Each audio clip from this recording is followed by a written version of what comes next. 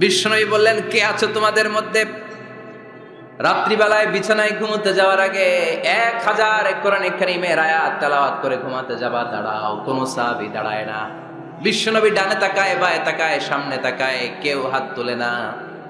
বিশ্বনবী বললেন, ও সাহাবারা, এবার বলো তোমাদের মধ্যে কে কে আছো সূরাতুত তাকাসুর পরে রাত্রে বিছানায় ঘুমোতে যেতে পারবা? এবার সব হাত উঠে গেছে। সুবহানাল্লাহ পড়েন। বিষ্ণু বললেন, তোমাদের মধ্যে যদি কেউ রাত্রিবেলা একবার সূরাতুত তাকাসুর তেলাওয়াত করে বিছানায় ঘুমোতে যাও, আমল নামায় 1000 আয়াত তেলাওয়াতের সওয়াব দিয়ে দিবে কে? চিৎকার করে আল্লাহু আকবার। একবার রাতে পড়বেন 1000 কোরআনের আয়াত তেলাওয়াতের সওয়াব আমল নামায় চলে যাবে। পড়েন আলহামদুলিল্লাহ। আত-তাকাসুর মানে সম্পদ নিয়ে, প্রাচুর্যতা নিয়ে, অর্থ নিয়ে বাড়াবাড়ি করা, গর্ব করা, অহংকার করা। সাহাবাদের মধ্যে দুইটা গ্রুপ, কথা বলতে বলতে কথার পিঠে কথা, কথার নাম লতা, ঠিক কিনা? কথা বলতে বলতে ঝগড়া লেগে গিয়ে দুই গ্রুপ। এক গ্রুপ বলে আমরা বেশি সম্মানিত, আরেক গ্রুপ বলে তোরা না আমরা। একদল বলে আমাদের ওটের সংখ্যা বেশি, তোমাদের এত ওট নাই। আরেক দল বলে আমাদের ছাগলের সংখ্যা বেশি, তোমাদের এত ছাগল নাই। আরেক দল বলে আমাদের দলে নেতা খেতার সংখ্যা বেশি, তোদের দলে কোনো নেতা নাই। এই কথা নিয়ে ঠেলাঠেলি আছে না নাই? তার মানে সাহাবারা দুনিয়ার ভোগের সামগ্রী, দুনিয়ার সম্পদ, ক্ষমতা নিয়ে পরস্পর ঝগড়া শুরু করে দিল। সাহাবীদের সাথে বিষয়টা মানায় না। সাহাবীদেরকে শিক্ষা দেওয়ার মাধ্যমে গোটা বিশ্বের জন্য আল্লাহ মেসেজ হিসেবে ওই মুহূর্তে সূরাটা নাজিল করে বললেন, আলহাকুমুত তাকাসুর হাত্তা যুরতুমুল মাকাবির। পড়েন আল্লাহু আকবার। আল্লাহ বললেন, আলহাকুমুত তাকাসুর, সম্পদের প্রাচুর্য তোমাদেরকে পাগল বানিয়ে দিয়েছে। হাত্তা যুরতুমুল মাকাবির, এই সম্পদের প্রাচুর্যতার কথা, মোহের কথা তোমরা বলতে পারবে না যতক্ষণ না তোমরা কবরে যাবা। কই যাবা? কথা বলেন। একদিন মাটির ভেতরে হবে ঘরে মন আমার, কেন বাঁধো দালান ঘর রে মন আমার, কেন বাঁধো দালান ঘর। একদিন মাটির ভেতরে হবে ঘর রে মন আমার, কেন বাঁধো দালান ঘর। কবরের ঘর আসল ঘর, এটা আল্লাহ বুঝাতে চাইলেন। হাত্তা যুরতুমুল মাকাবির, মাকবার মানে কবরস্থান, এটার প্লুরাল হলো মাকাবের। আল্লাহ বললেন, এই কবরস্থানে যাওয়ার আগ পর্যন্ত দুনিয়া কামানোর লোভ আর লালসা তোমাদের কমবে। আলহাকুমুত তাকাসুর, দুনিয়ার প্রাচুর্যের লোভে পড়ে, মোহে পড়ে তোমরা পাগল হয়ে গিয়েছো। সম্পদ আর অর্থের বড়াই করতে করতে আখিরাতকে তোমরা বেমালুম ভুলে গিয়েছো। এই দুনিয়া আসল দুনিয়া নয়, আসল জগৎ হলো আখিরাতের জগৎ। বলেন ঠিক কিনা? আলহাকুমুত তাকাসুর, অর্থ, সম্পদ, বিত্ত, বৈভব, ক্ষমতা, এগুলো অর্জনের আকাঙ্ক্ষা আমাদেরকে পাগল বানিয়ে দিয়েছে। কিসের নেশায় যে আমরা ছুটছি, শুধু ছুটছি প্রতিযোগিতার প্রতিযোগিতা। কোন দিকে যে যাচ্ছি আমরা নিজেরাও জানি না। জোরে বলেন ঠিক কিনা? চাহিদার আমাদের শেষ নাই। যার যত বেশি তার চাহিদা তত বেশি। গাড়ি আছে বাড়ি চাই, বাড়ি আছে নারী চাই, এটা আছে ওটা চাই, ওটা আছে সেটা চাই, এরকম চাহিদা আছে না নাই? যারে আল্লাহ দিয়েছে বেশি তার চাহিদাও তত বেশি, ঠিক কিনা? এজন্য আল্লাহ বললেন, আলহাকুমুত তাকাসুর, তোমাদের চাহিদার কোনো কমতি নাই, তোমাদের চাওয়া পাওয়ার কোনো শেষ নাই। যার সাইকেল আছে সে মোটর সাইকেল চায়, মোটর সাইকেল আছে তো প্রাইভেট কার চায়, প্রাইভেট কার আছে মনে মনে ভাবে প্লেনে চড়তে পারলে একটু ভালো হয়। এরপরে কয় হেলিকপ্টার আছে না নাই? যিনি মেম্বার হয়েছেন তিনি ভাবলেন সামনে চেয়ারম্যান হইলে একটু ভালো হয়। যিনি আপনাদের ভোটে চেয়ারম্যান হয়ে গেলেন মনে মনে ভাবে এবার যদি একটু পার্লামেন্টে যাইতে পারি খারাপ হয় না। কথা কন। পার্লামেন্টও নিছেন ওনারে, এবার মনে মনে ভাবে একটা মন্ত্রণালয়ের দায়িত্ব যদি পাই খারাপ হয় না, এলাকার উন্নয়ন বেশি বেশি করা যাবে। মন্ত্রীও হয়ে গেছে, এবার মনে মনে ভাবে আর আছে একটা। জোরে কন। ওইটার সুযোগ এই দেশে নাই, ওইটার সুযোগ এই দেশে নাই। হয় উনি নয় উনি। কথা কন। এই দুই ফ্যামিলির বাইরে আমাদের আর কোনো গতি নাই।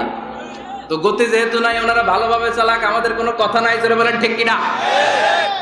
যারাই আমাদের নেতা হবে, আল্লাহ সুন্দরভাবে তাদেরকে দেশটা চালানোর তৌফিক দাও, পড়ে না আমিন। এজন্য আল্লাহ বললেন, আল্লাহকুমুত তাকাসুরু হাত্তা যুরতুমুল মাকাবির। দুনিয়ার লোভ লালসা প্রতিযোগিতা তোমাদেরকে পাগল বানিয়ে দিয়েছে। পাগল হয়ে গিয়েছি, আরো চাই, আরো লাগবে, আমার আরো লাগবে, এরকম মানসিকতা আমাদের অন্তরের ভেতরে আছে না নাই? এই মানসিকতারে বলে ফকিরি মানসিকতা। কথা কন, বারবার যারা চায় রে কি বলেন? ফকিরনি। জুমার দিন জুমার নামাজের পরে 5 টাকা দিলেন, দেখবেন আপনারটা থাপা দিয়ে দৌড়ে আরেকজনের কাছে যায়, ওনারটা নিয়ে আবার আরেকজনের কাছে যায়। যেদিকে এই টাকা দেয় ওইদিকে উনি আসে না নাই? কারণ নাম হলো ফকির। নাম কি? আমরা সবাই এরকম ফকির। ধনী হলো একজন, তিনি কে? ইয়া আইয়ুহান নাসু আনতুমুল ফুকারাউ ইলাল্লাহ ওয়াল্লাহু হুয়াল গনিয়ুল হামিদ। আল্লাহ বললেন, গোলাম তোরা সবাই ফকিরের বাচ্চা। আমরা কি? ওই যে কয় না, ফকিরের বাচ্চা কইতে প্রেস্টিজে লাগে, কিন্তু কোরআনে কিন্তু আল্লাহ কয়ে দিয়েছে, আনতুমুল ফুকারা ইলাল্লাহ, তোমরা সবাই আল্লাহর দিকে ফকির। কারণ আমরা রাতে দিনে সব সময় বিপদে পড়লে চাই একজনের কাছে, তিনি কে? আল্লাহ। অসুস্থ হলে কাঁদি, একজনের কাছে, তিনি কে? আল্লাহ। তুফান হইলে, বন্যা হলে একজনের ডাকি, তিনি কে? আল্লাহ। বানসারামপুর তুফান হয় না? হয়। বন্যা হয় না? হয়। সিডর হয় না? কারা ডাকেন?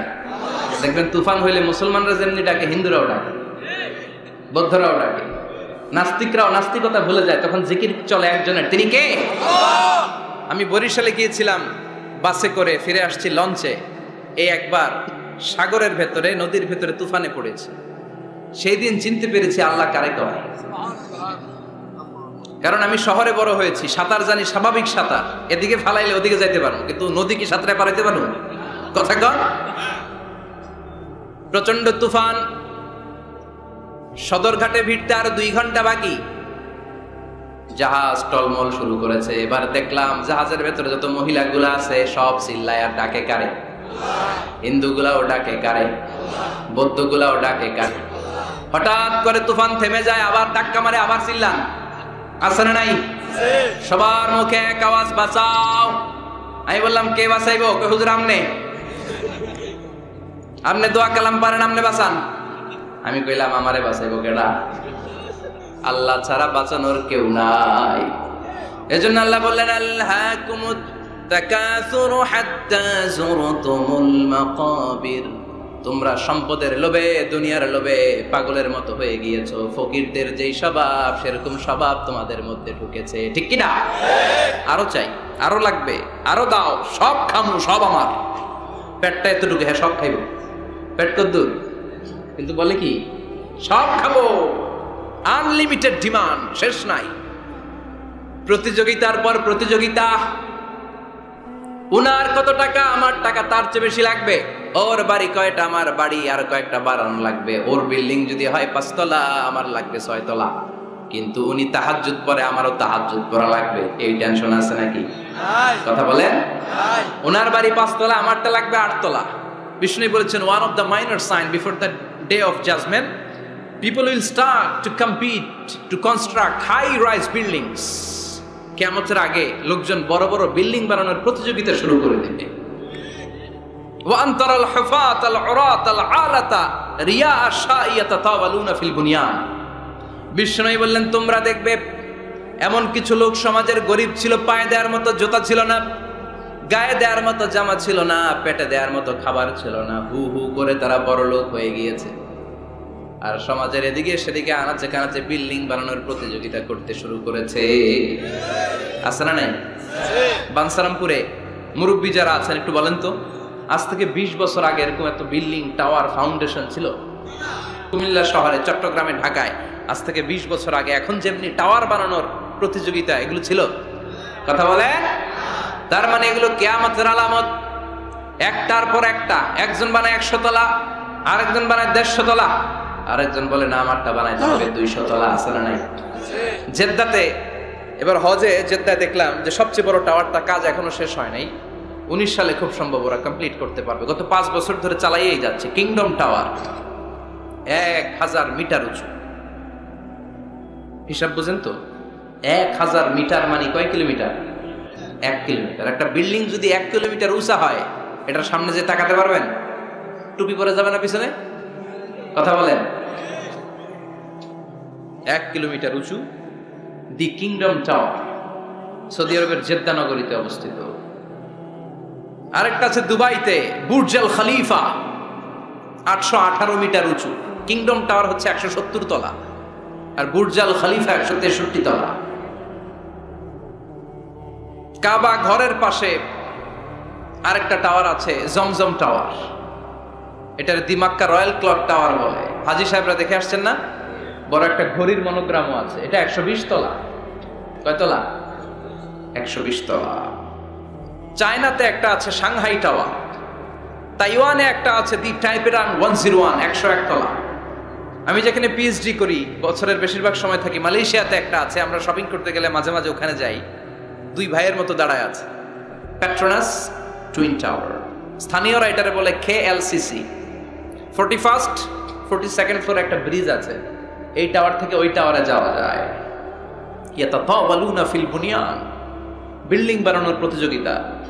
ওমিয়া কিয়ামতের দিন ইসরাফিলের সিঙ্গার ফুৎকারে ইদা জুলজিলাতিল আরদু জিলজালাহা, একটা ভূমিকম্প যে তৈরি হবে, গোটা বিশ্বে যে একটা ভূকম্পন হবে, ওই ভূকম্পনের চোটে একটা টাওয়ার টিকে থাকবে নাকি? থাকবে। এজন্য আল্লাহ বললেন, আল্লাহকুমুত তাকাসুরু হাত্তা যুরতুমুল মাকাবির। দুনিয়ার সম্পদ, লোভ, লালসা, এই সম্পদের প্রতি আকাঙ্ক্ষা তোমাদেরকে গাফেল বানিয়ে দিয়েছে। এই গাফলতি তোমাদের কমবে না, থামবে না। হাত্তা যুরতুমুল মাকাবির, যতদিন না কবরে যাও। কবরে না যাওয়া পর্যন্ত এই খাই খাই নাই নাই এই মানসিকতা তোমাদের থেকে কশিন কালেও যাবে না। চিৎকার করে বলেন, কথাটা কার? আল্লাহ। এজন্য আল্লাহ বললেন, সম্পদ তোমাদেরকে পাগল বানিয়ে রেখেছে। সম্পদের পাহাড় মানুষ গড়তে চায়। আরব বিশ্বের ধনকুবেরদের সম্পদের তালিকা দেখলে আপনি অবাক হবেন। প্রিন্স ওয়ালিদ বিন তালাল, বর্তমান যেটা আছে MBS বলে ওরে সংক্ষেপে, MBS, মোহাম্মদ বিন সালমান, সম্পদের কোনো অভাব নাই। ওয়ালিদ বিন তালাল আরেক ধনকুবের, আগের বাদশাহ আব্দুল্লাহর ভাগিনা। তার একটা প্লেন আছে, পার্সোনাল জেট প্লেন। এই প্লেনটার 70% মেড অফ গোল্ড, 70% স্বর্ণ দিয়ে বানানো। Can you imagine? কল্পনা করতে পারেন? গত 2 বছর আগে আমি ব্রুনাই গিয়েছিলাম একটা প্রোগ্রামে। ব্রুনাইতে আছে পৃথিবীর সবচাইতে বড় প্যালেস, রাজপ্রাসাদ, নাম ইস্তানা নুরুল ইমান। প্রায় 2000 কক্ষ আছে ওই রাজপ্রাসাদের ভেতর। এটার মালিক হচ্ছে ব্রুনাইয়ের বাদশাহ সুলতান হাসান আল বালখিয়া। গ্র্যান্ড হায়াত নামে একটা হোটেল আছে, ওইটার মালিক। ওনার সংগ্রহে 500টা রোলস রয়েস গাড়ি আছে। কয়টা? এক একটা গাড়ির দাম কমসে কম 10 কোটি টাকা। আচ্ছা, একজন মানুষের পুরো ফ্যামিলি নিয়ে চলতে ফিরতে মজমাস্তি করতেও কয়টা গাড়ি লাগে? হ্যাঁ, একটা গাড়ি, 2টা গাড়ি, সর্বোচ্চ 3টা গাড়ি, ঠিক কিনা? সে তার সংগ্রহে 500 রোলস রয়েস গাড়ি রেখেছে। আর Lamborghini, Ferrari, Porsche, Maybach, Bugatti, Range Rover, Volkswagen, BMW, Mini Cooper, Mercedes Benz, এই ব্র্যান্ডের গাড়ির কোনো অভাব নাই। আরো লাগবে তার, আরো লাগবে। কোথায়? রেঞ্জ রোভার বেরিয়েছে নতুন নিউ ব্র্যান্ডের, BMW 9 সিরিজ কোথায়? আরো গাড়ি লাগবে। এরকম মানসিকতা আজও আরবের ধনকুবেরদের মধ্যে আছে না নেই? এজন্য আল্লাহ বললেন, খবরদার, সম্পদ তোমাদেরকে পাগল বানিয়ে দিয়েছে। আলহাকুমুত তাকাসুর, এই সম্পদের মায়া কোনোদিন তোমাদের কমবে না। হাত্তা যুরতুমুল মাকাবির, যতদিন না তোমরা কবরের ভিতরে ঢুকবা। ইসলাম সম্পদ উপার্জন করতে বাধা দেয় না, তবে সেটা হতে হবে হালাল পন্থায়, ঠিক কিনা? কারণ হালালে বরকত দিয়েছে কে? হারামে কোনো বরকত আছে? আচ্ছা বলেন তো, গরু খাওয়া হালাল না হারাম? কুকুরের গোশত খাওয়া হারাম। বাংলাদেশে কি বেশি বেশি গরু জবাই হয় না কুকুর? গরু। গরু বছরে বাচ্চা দেয় কয়টা? একটা। কুকুর বাচ্চা দেয় কয়টা? 6টা 7টা, অনেকগুলো। তারপরেও বাংলার জমিনে গরু বেশি না কুকুর বেশি? সুবহানাল্লাহ পড়বেন না?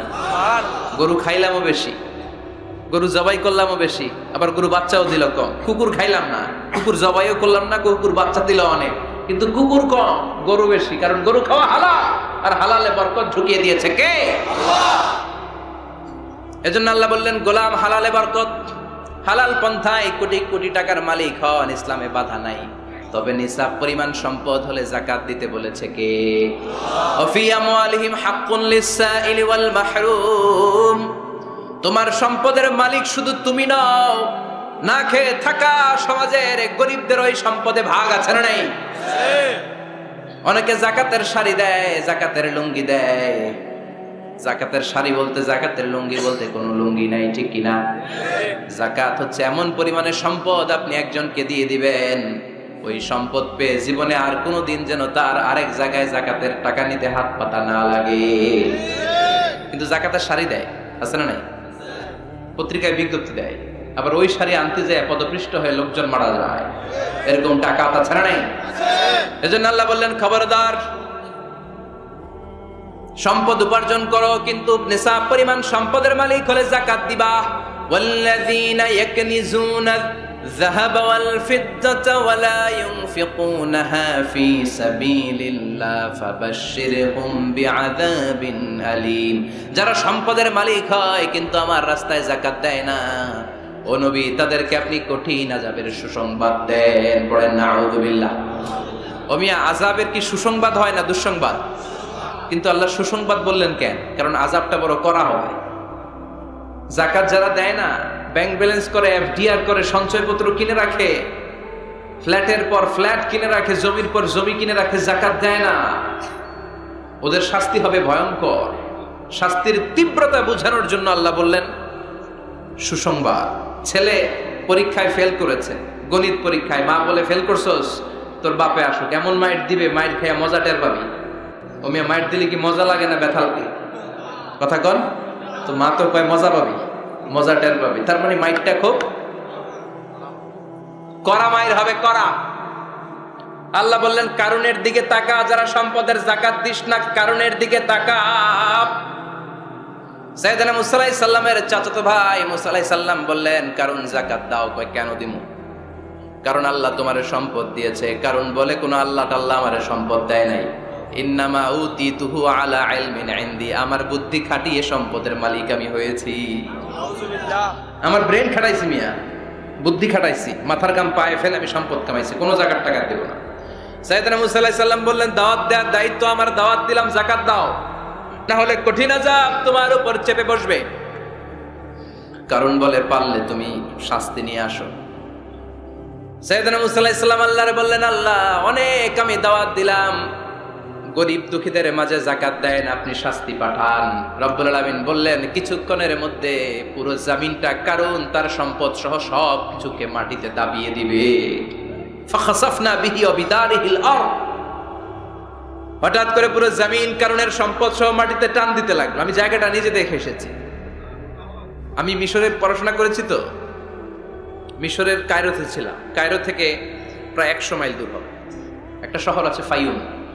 এই ফাইউম শহরে বহাইরা কারুন, কারুনের সব সম্পদ সহ বাড়িঘর সহ জমিন যেখানে দাবিয়ে তাকে জমিনের ভেতরে গর্ভস্থ মাটির ভেতরে ঢুকিয়ে ফেলেছে, ওই জায়গাটা আজও ঠিক ওই রকম আছে। ওখানে একটা লেক হয়ে গিয়েছে, হ্রদ। মিশরীরা এখন মাছ ধরে।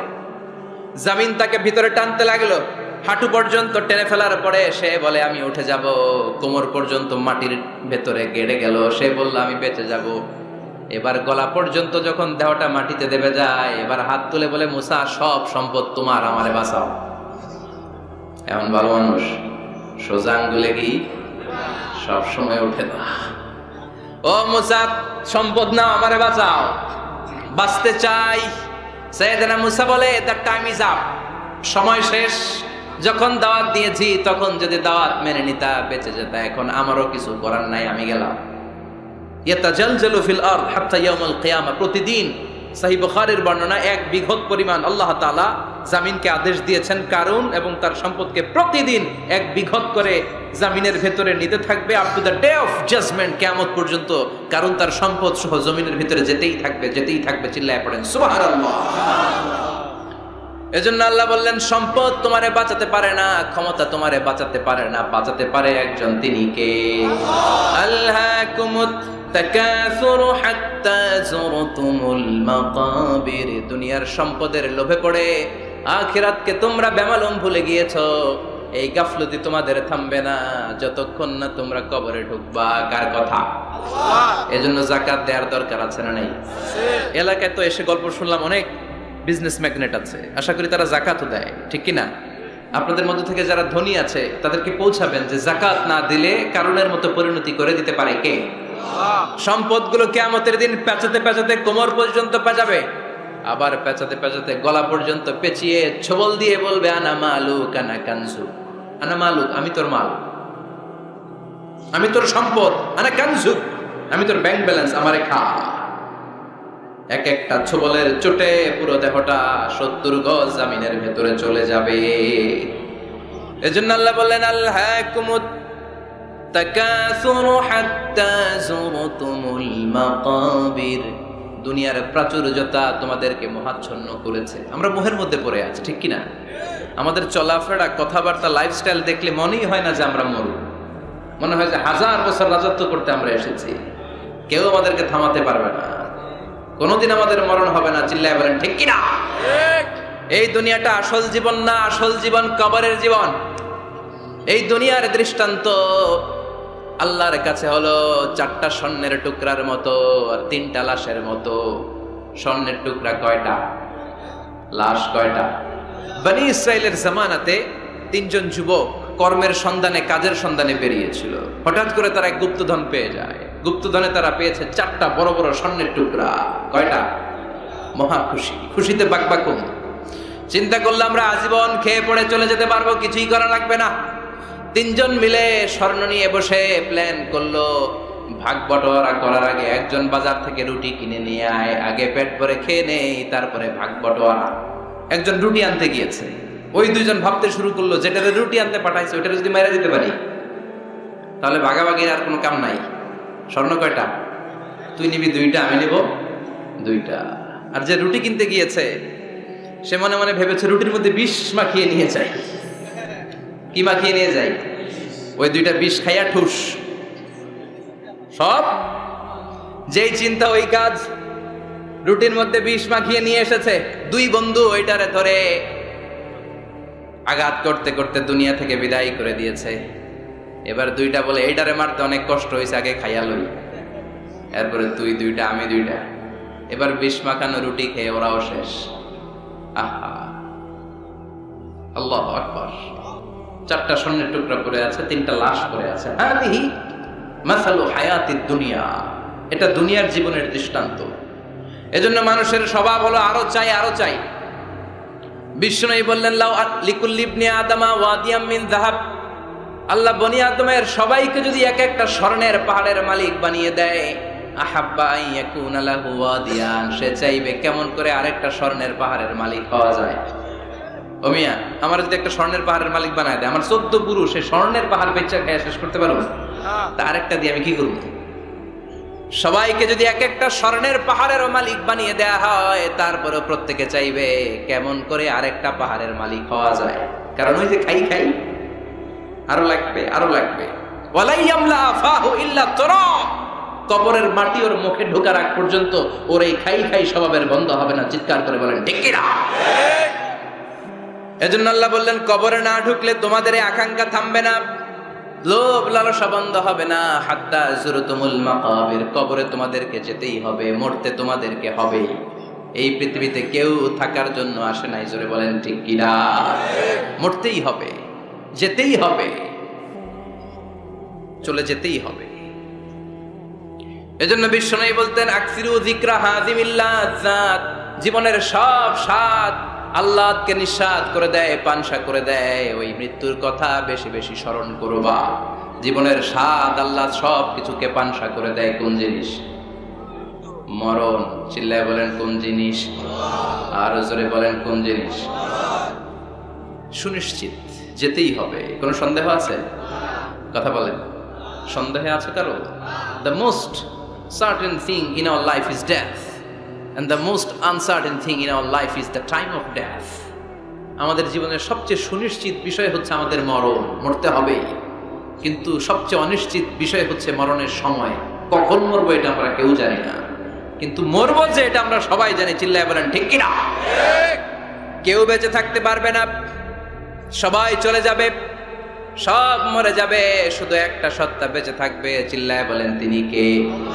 কুল্লু মান আলাইহা ফানি ওয়া ইয়াবকা ওয়াজহু রাব্বিকা যুল জালালি ওয়াল ইকরাম ফাবিআইয়ি আলাই রাব্বিকুমা তুকাযযিবান। পৃথিবীর বুকে যা দেখা যায় সব মরে শেষ হয়ে যাবে, মরবে না শুধু একটা সত্তা, তিনি কে? সব মরে যাবে, সবাই মরে যাবে। মালাকুল মাউত সবার রূহ কবজ করে ফেলবে।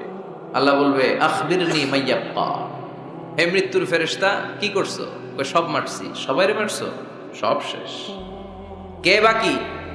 জিনেরা বাকি, জিনদেরও মারো।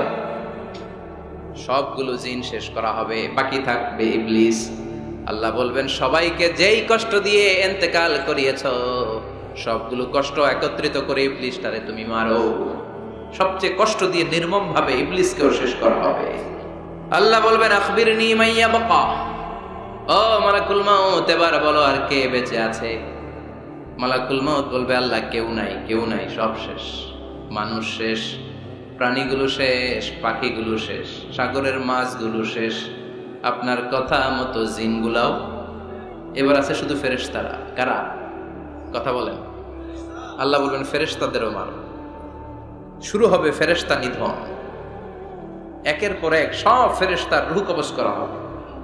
এবার আল্লাহ বলবে আখবিরনি ইয়া মালাকাল মাউতি মাইয়া বাকা, মালাকুল মাউত আর কে কে বেঁচে আছে আমার একটু বলো। মালাকুল মাউত বলবো সব শেষ, সব ফেরেশতাগুলোরও মেরে ফেলেছি, শুধু 4 জন আছে, জিব্রাইল, ইসরাফিল, মিকাইল, আর আমি আপনার হুকুমের গোলাম আজরাইল। আল্লাহ বলবে ইসরাফিলের রূহ কবজ করো। ইসরাফিলের রূহ কবজ হয়ে যাবে। মিকাইলের রূহ কবজ করো, মিকাইলের রূহ কবজ হয়ে যাবে। ইসরাফিলের রূহ কবজ করো, কবজ হয়ে যাবে। আল্লাহ বলবে আখবিরনি মাইয়াবকা, মালাকুল মউত এবার বলো কে বেঁচে আছে? মালাকুল মউত বলবে কেউ নাই। আল্লাহ বলবে আসলেই কেউ নাই? মালাকুল মউত বলবে আছে। কে আছে? শুধু আমি আছি। ডানে বায়ে সামনে পেছনে আল্লাহ কেউ নাই, সব শেষ, শুধু আমি আছি। আল্লাহ বলবেন এবার তুই মর। মুত ইয়া মালাকুল মাউত, হে মৃত্যুর ফেরেশতা এবার তুই মর। মালাকুল মাউত হিসাব আর মিলাতে পারবে না, হিসাবটা তখন উল্টে যাবে। মালাকুল মাউত বলবে এটা আবার কেমন কথা? আমি মরুম কেন? আমি না মারছি? আমি না মারছি? আমি মেরে সাবার করেছি সব, আমি কেন মরবো? আল্লাহ বলবেন মালাকুল মাউত এটাই তো বিধান, কুল্লু নাফসিন যায়িকাতুল মাউত, দুনিয়ার প্রত্যেককেই মৃত্যুর স্বাদ নিতে হবে রে মালাকুল মাউত। যদিও তুমি মেরেছ, সবাইকে তুমি মেরেছ, এখন তোমার মরণের পালা, এবার তুমি মরো, কারণ তোমাকেও মরতে হবে, তোমাকেও মরতে হবে। এই কথা শুনে মালাকুল মাউতের গায়ে জ্বর এসে যাবে, খিচুনি এসে যাবে, কাঁপুনি ছুটে যাবে, কাঁপতে থাকবে মালাকুল মাউত। কি ভয়ঙ্কর দৃশ্যের না জানি অবতরণ হবে সে সময়। কাঁপতে থাকবে মালাকুল মাউত। আল্লাহ বলবেন কেঁপে লাভ নাই, ভয় পেয়ে লাভ নাই। জান্নাত জাহান্নামের মাঝ বরাবর একটা জায়গা আছে, ওই জায়গায় যেয়ে দাঁড়াও। মালাকুল মাউত ওই জায়গার মাঝখানে যেয়ে দাঁড়াবে আর কাঁপবে। আল্লাহ চিৎকার দিয়ে বলবেন মুত ইয়া মালাকাল মাউত, মুত, মরে যা, মরে যা। বলার সাথে সাথে মালাকুল মাউত জান্নাত এবং জাহান্নামের মাঝখানে বিকট একটা চিৎকার দিয়ে মরে লাশ হয়ে যাবে। বিশ্বনবী বলেন মালাকুল মাউতের ওই দিনের চিৎকারটা এত ভয়ঙ্কর হবে, এত গগন বিদারে চিৎকার সেদিনের চিৎকারটা হবে।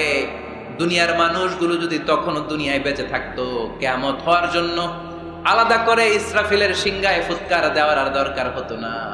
মালাকুল মাউতের এই চিৎকার শুনে কানের পর্দা ফেটে দুনিয়ার সব মানুষগুলো তখনই মরে যেত। ভয়ঙ্কর চিৎকার হবে।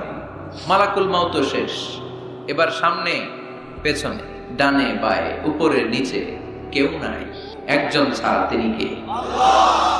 আল্লাহ সেদিন হুঙ্কার দিবেন।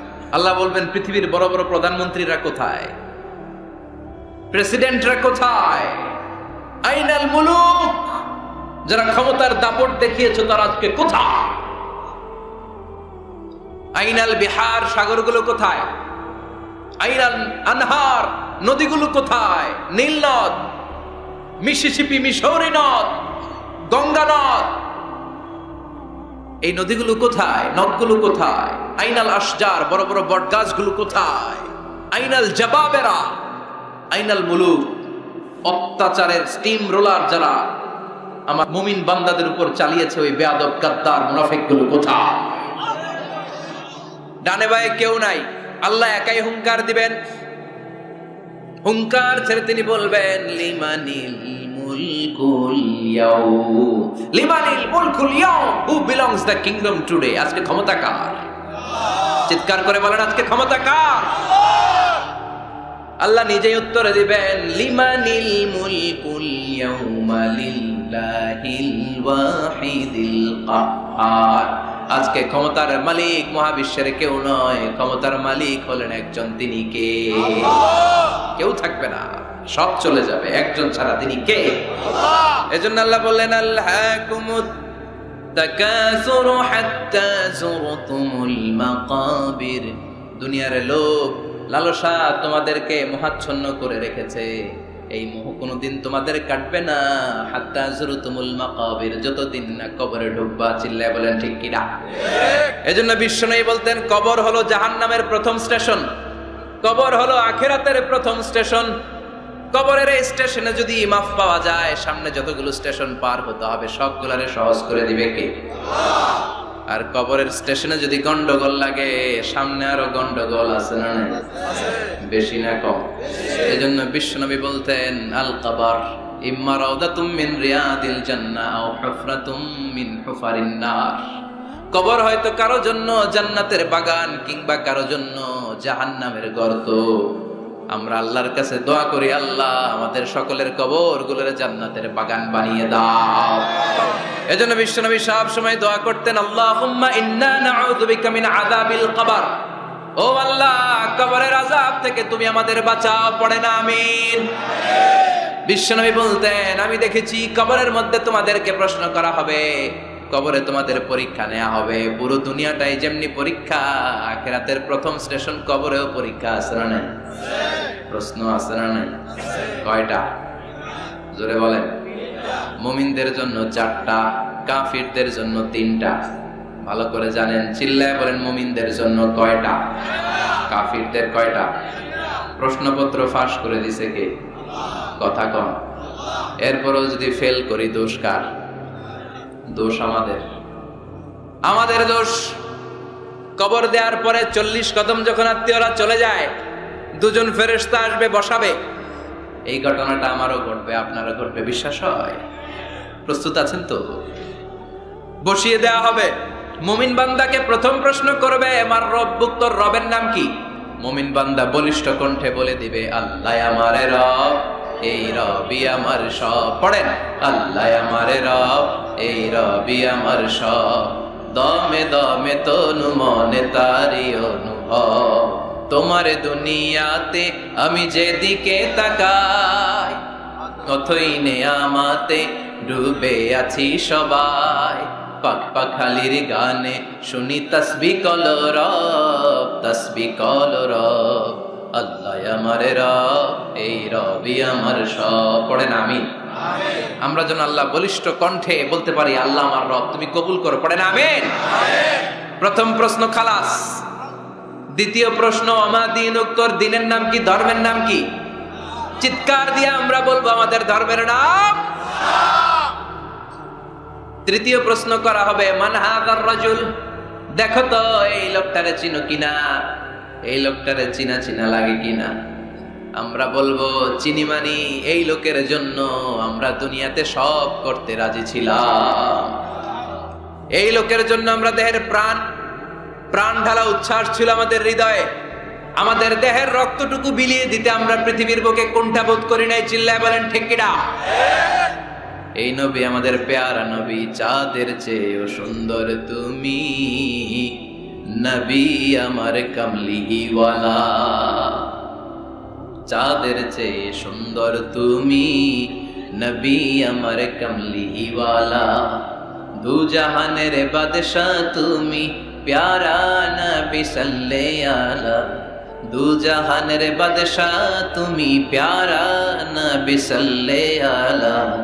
চাঁদের চেয়ে সুন্দর তুমি নবী আমার কামলিওয়ালা। পড়েন আল্লাহু আকবার। আমরা বলবো এটা আমাদের কামলিওয়ালা নবী।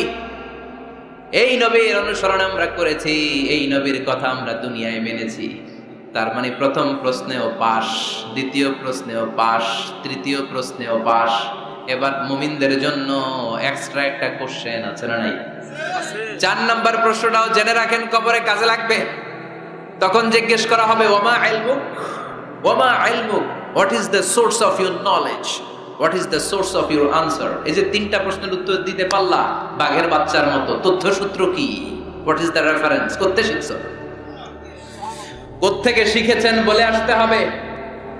আমরা বলবো আমরা কোরআন থেকে শিখেছি, হাদিস থেকে শিখেছি, মাহফিলগুলোতে জেনেছি, বয়ানগুলো থেকে শিখেছি। পড়েন সুবহানাল্লাহ।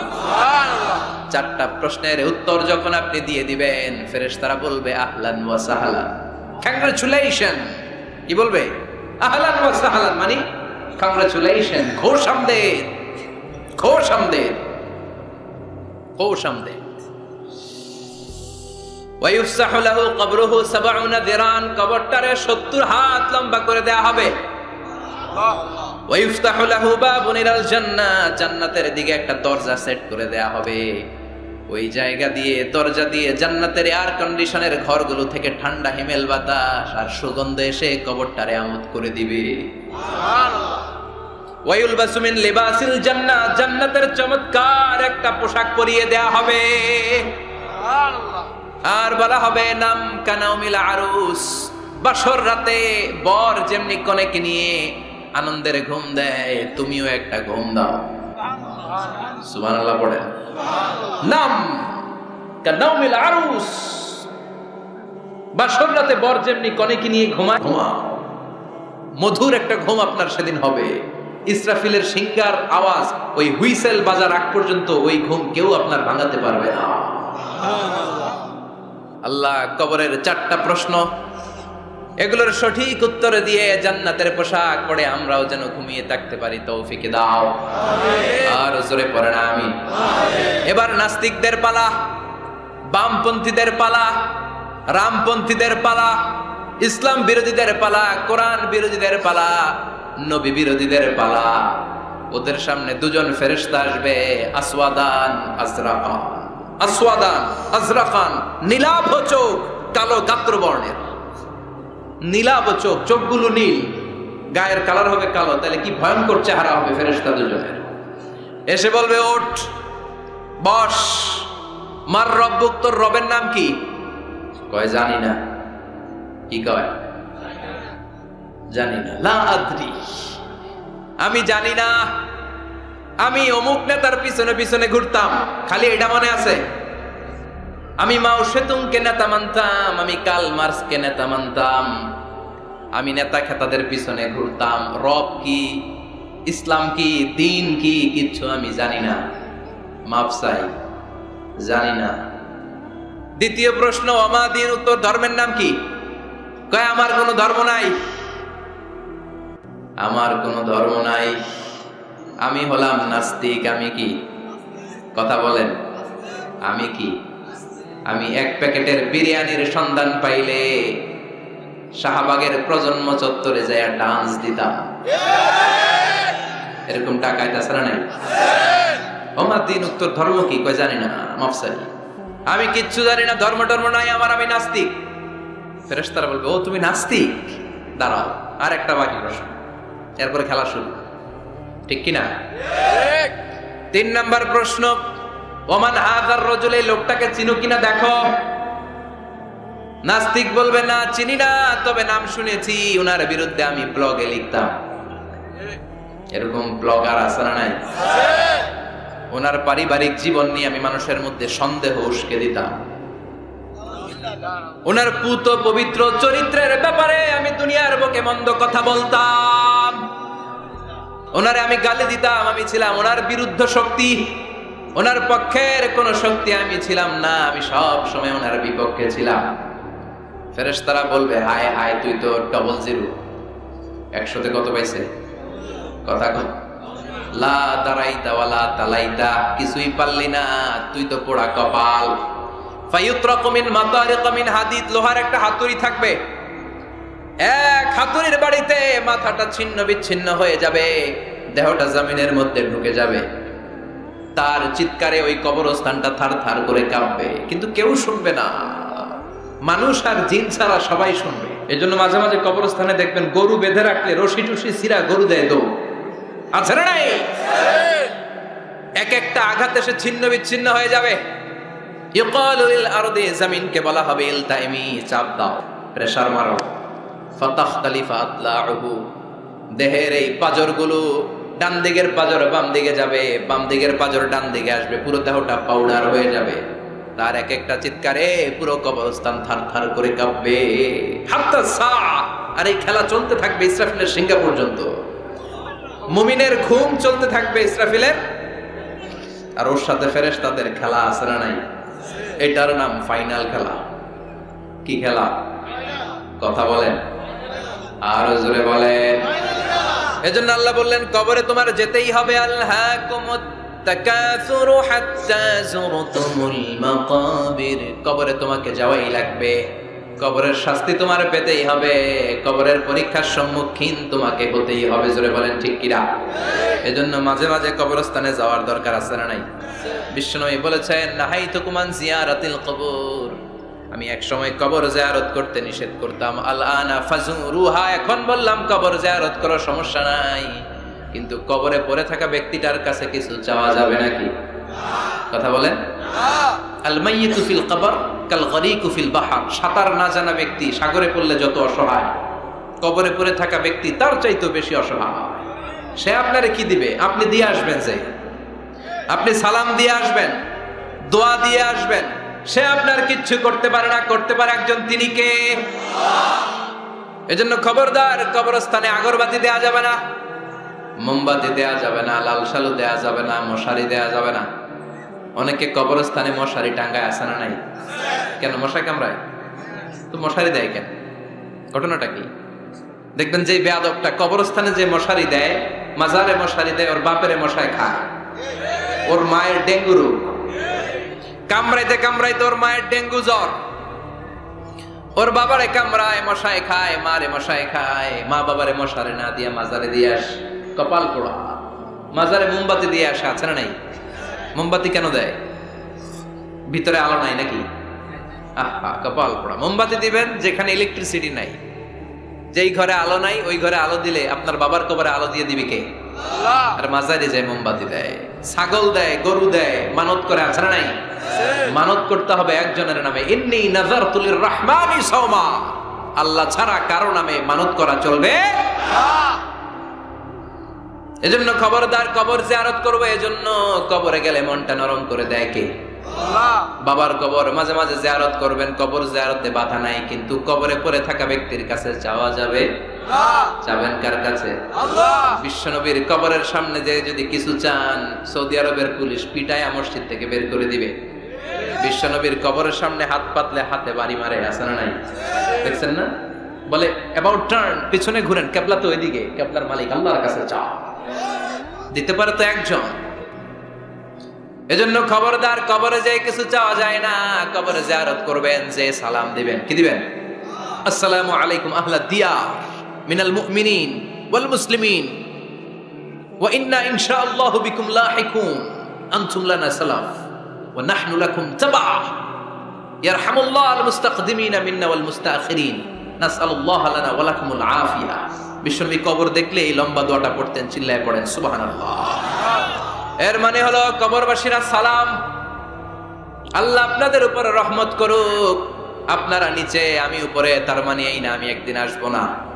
সবার গন্তব্য একটা, দ্য সেম ডেস্টিনেশন, আপনারা হয়তো কিছুদিন আগে গিয়েছেন, কিছুদিন পরেই আমরা আসতেছি।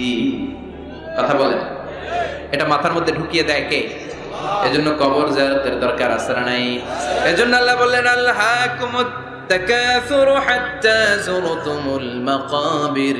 দুনিয়ার ভোগের সামগ্রী তোমাদেরকে পাগল বানিয়ে দিয়েছে, কবরে না ঢোকা পর্যন্ত তোমাদের এই গাফলতি কোনোদিন শেষ হবে না। এরপর আল্লাহ বললেন কাল্লা, নেভার, কখনো না। তোমরা যে ভাবতেছো টাকা পয়সা ক্ষমতা তোমারে বাঁচিয়ে রাখবে, পারবে নাকি? কাল্লা সাউফা তা'লামুন, অচিরেই জানতে পারবা আসল ঘটনা কি। সুম্মা কাল্লা সাউফা তা'লামুন, অচিরেই জানবা কবরের জগৎটা কত ভয়াবহ। এজন্য বিশ্বনবী বলতেন প্রত্যেক নামাজি সালাম ফিরানোর আগে আল্লাহর কাছে 4টা জিনিস থেকে পানা চাবা। কয়টা? 1 হলো কবরের আযাব, 2 হলো জাহান্নামের আযাব, 3 হলো দিন দুনিয়ার ফিতনা, 4 হলো দাজ্জালের ফিতনা। বিশ্বনবী সালাম ফেরানোর আগে পড়তেন আল্লাহুম্মা ইন্না নাউযু বিকা মিন আযাবিল কবর ওয়া নাউযু বিকা মিন আযাবি জাহান্নাম ওয়া নাউযু বিকা মিন ফিতনাতিল মাহইয়া ওয়াল মামাত ওয়া নাউযু বিকা মিন ফিতনাতিল মাসীহিদ দাজ্জাল। পড়েন আমিন। এই দোয়াগুলো পড়ার দরকার আছে না নাই? এরপর আল্লাহ বললেন কাল্লা লাউ তা'লামুনা ইলমাল ইয়াকিন, যেদিন তুমি মৃত্যু নিজ চোখে দেখবা ওই দিন তোমার যে এক্সপেরিয়েন্স হবে ওয়াজ শুনে সেটা কোনোদিন হবে না। ইয়াকিন 3 ধরনের, একটা ইলমুল ইয়াকিন, মরতে হবে, এটা যখন জানি ইলমুল ইয়াকিন। এবার একদিন সামনে একজনের দেখলাম মরে গেছে, এটা হচ্ছে আইনুল ইয়াকিন, দেখলাম। আর যেদিন নিজে মরবো এটার বলে হাক্কুল ইয়াকিন, ঠিক কি না? এজন্য আল্লাহ বললেন গোলাম লাতারাবুন্নাল জাহিম, সেদিন কবর তোমরা দেখবা, সেদিন জাহান্নামের টকবগে আগুন তোমরা দেখবা। জাহান্নামের আগুন দুনিয়ার আগুনের মতো নাকি? কথা কন। জাহান্নামের আগুনকে আল্লাহ বলেছে নারুল্লাহ, এটা আল্লাহর আগুন। কার আগুন?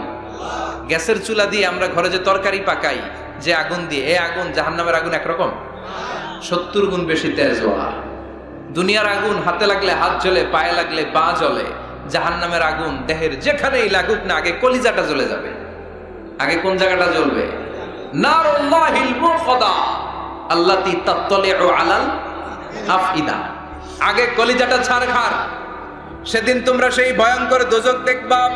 সুম্মা লাতারাবুন্নাহা আইনাল ইয়াকিন, চাক্ষুষ দেখবা।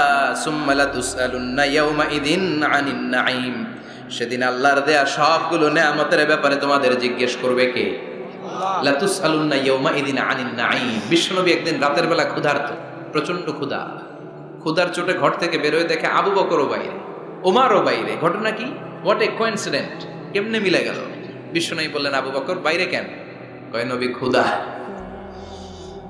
ওমর তুমি তো এই টাইমে বাইরে থাকো না, বাইরে কেন? কয় ঘরে খাওয়ার নাই, বিশ্বনবীর পেটেও খাবার নাই।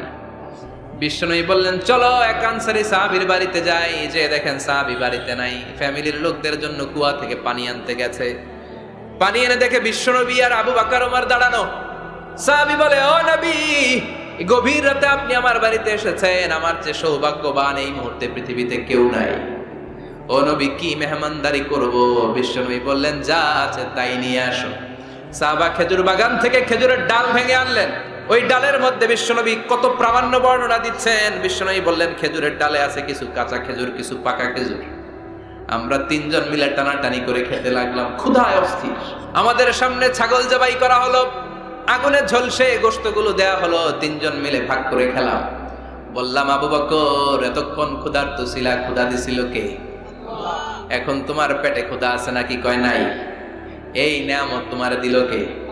সুম্মা লাতুসআলুন্না ইয়াওমা ইযিন আনিন নাঈম। বিশ্বনবী বললেন ও আবু বকর এই যে নিয়ামত এই মাত্র খেলা, এই নিয়ামতের ব্যাপারেও তোমারে জিজ্ঞেস করবে কে? তাইলে প্রতিটি নিয়ামতের ব্যাপারে ইন দা ডে অফ জাজমেন্টে প্রশ্ন আছে না নাই? নিয়ামত আল্লাহ আমাদেরকে কম কম দিছে, তাই না? কথা কন, কথা কন। ঠিক যেই মুহূর্তে আমরা এখন সুস্থ, অসুস্থ হয়ে হসপিটালে পড়ে আছে না নাই? মৃত্যুর সাথে কঠিন পরিস্থিতিতে পড়ে আছে, এরকম আছে না নাই? এজন্য আল্লাহ বললেন ওয়া ইন তাউদ্দু নি'মাতাল্লাহি লা তুহসুহা, এত নিয়ামত দিয়েছি গুণে শেষ করা যাবে না। কিয়ামতের দিন এই নিয়ামতগুলোর ব্যাপারে পাই টু পাই আমাদের কাছে হিসাব চাইবে কে? কথা কন।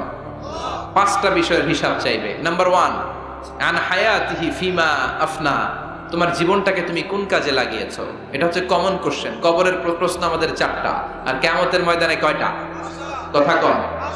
নাম্বার 1, জীবন দিয়েছে, জীবন কোন কাজে লাগিয়েছো? নাম্বার 2, জীবনে যে যৌবন আছে, যৌবনটারে কোন কাজে লাগিয়েছো? ঠিক কিনা? যৌবনের ইবাদত আল্লাহর কাছে বড় প্রিয়।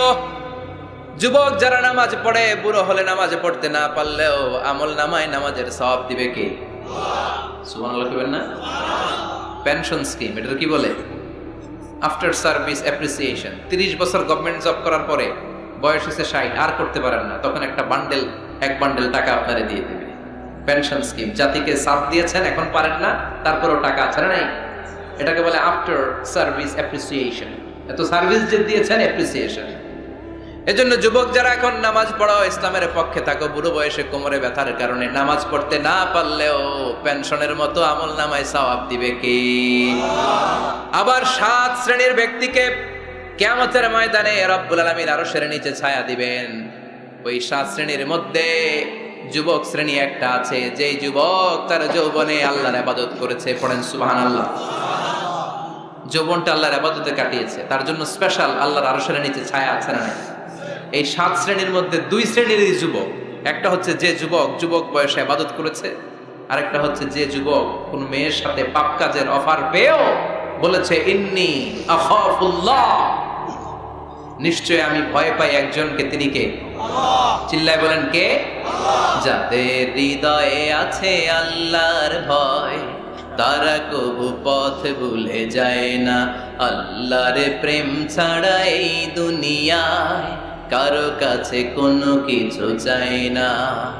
রাতের আধারে যারা সেজদাতে রয়, দু চোখের শ্রুতে নদী যেন বয়। ছলনার হাছানি যতই ডাকুক, পেছনে ফিরেও সে তাকায় না। যাদের হৃদয়ে আছে আল্লাহর ভয়, তারা কবু পথ ভুলে যায় না। ঠিক কিনা? আল্লাহর ভয় অন্তরে থাকার দরকার আছে না নাই? এজন্য এই 5টা প্রশ্নের উত্তর না দিয়ে কোন বনি আদম কিয়ামতের দিন পা নাড়াতে পারবে? আল্লাহ আমরা যেন প্রশ্নগুলোর উত্তর সঠিকভাবে দিতে পারি, তুমি তৌফিক দাও। এজন্য দুনিয়ার মোহে পড়ে থাকা যাবে না, কবরের চিন্তা থাকার দরকার আছে না নাই? কবর নিয়ে ভাবতে হবে। কবর is a reminder for every মুসলিম। এই কবর গ্রেভিয়ার্ড, কবরস্থানগুলো আমাদের জন্য রিমাইন্ডার। প্রতিদিন অ্যানাউন্স হয় অমুক এলাকার অমুক ভাই আমাদের মধ্যে দুনিয়ায় নাই, তারপরও আমাদের টনক নড়ে না। ঠিক কিনা? এজন্য আল্লাহ বলেছেন আলহাকুমুত তাকাসুর, তোদের টনক নড়বে না হাত্তা যুরতুমুল মাকাবির, যতদিন না তোমরা কবরের ভেতরে না ঢুকবে।